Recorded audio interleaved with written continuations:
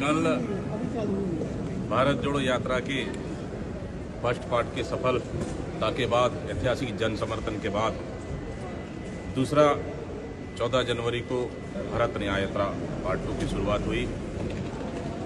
देश भर के तमाम आला नेता मौजूद रहे। हम लोग भी छत्तीसगढ़ से हमारे सीएलपी लीडर सहित हमारे सांसद साथी, पूर्व मिनिस्टर उपस्थित रहे।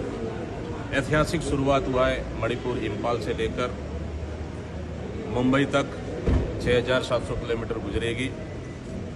20 मार्च को समापन होगा और ऐतिहासिक जन समर्थन मिल रहा है। मैं बहुत बहुत बधाई और शुभकामनाएं देता हूं। निश्चित रूप से हमारे नेता माननीय राहुल गांधी जी की इस यात्रा से देश में एक नया बदलाव का एक संकेत मिलेगा। एक तरफ न्याय यात्रा चल रही है, दूसरी तरफ राम मंदिर का अनुष्ठान शुरू हो गया है आज से, तो न्याय यात्रा का जो प्रभाव है वो कम होगा ऐसा कहा जा रहा है। देखिए, न्याय यात्रा का प्रभाव देश के उन गरीब, उन युवा, उन माता बहनें, उन पीड़ित, उन शोषित, उन लोगों की महंगाई, बेरोजगारी, इन सब मुद्दों को न्याय दिलाने के लिए न्याय यात्रा है, ताकि सबके बीच में हमारे नेता माननीय राहुल गांधी जी पहुंचे और उन सब की भावनाएं, उनकी बातें सुने, ताकि आने वाले लोकसभा में इस तरह का एक नया एजेंडा बनाकर हम लोग चुनाव में जा सके और देश में एक नया संदेश दे।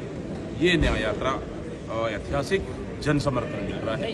न्याय यात्रा वर्सेस राम अनुष्ठान। देखिए, राम मंदिर को तो देख रहे हैं आप। लगातार शंकराचार्य विरोध कर रहे हैं कि मंदिर अधूरा है, पूरा नहीं हुआ है, इतना जल्दबाजी क्या है, रामनवमी उनको करना चाहिए।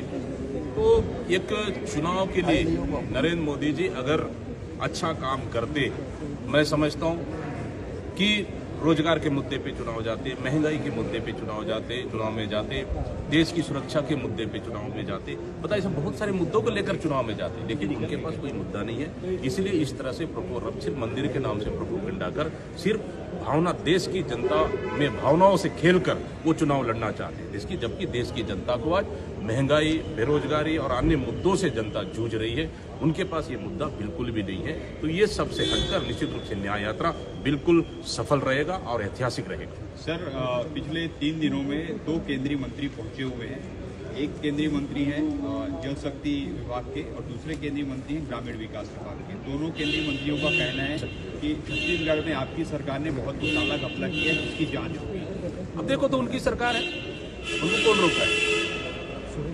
देखिए, ये सब सरकार को बदनाम करने के लिए, हमारी सरकार को बदनाम करने के लिए, हमारे नेताओं को बदनाम करने के लिए पूरी ईडी आईटी के माध्यम से पूरे 3 साल से अधिक इन्होंने साजिशें रची ताकि सरकार को बदनाम करे और किसी भी हालत में सत्ता हासिल करे। तो कोई घोटाला वगैरह नहीं हो? तो इस तरह के इन्होंने हथकंडे अपनाए। आज तो उनका सरकार है, कौन रोका है? कर ले। ये आपके संगठन में भी कुछ बदलाव होगा, इसी चर्चा है, क्या क्या करने का सोचा है, कुछ होगा? देखिए, अभी तो तमाम नेताओं चर्चा कर रहे हैं और उसमें बदलाव करना है, नहीं करना है, वो जल्दी हम लोग। ये आप लोग यात्रा का जो रूट मैप तैयार करेंगे, उसके आप लोग भ्रमण भी करने वाले हैं। हाँ, तो एक बार धार्मिक स्थानों को भी शामिल एक बार हम लोग तमाम बड़े नेताओं के साथ, प्रदेश के बड़े नेताओं के साथ बैठेंगे हमारे, उसके बाद चर्चा करेंगे जहाँ 7 जिले गुजरना कौन सा रहेगा और किस किस को हमको वहाँ जोड़ना चाहिए, आपस में तय करने का। गंगाराम वर्मा ने आज मंत्री अकबर के बंगले में गृह प्रवेश किया है। गंगा जल छिड़क कर उन्होंने कहा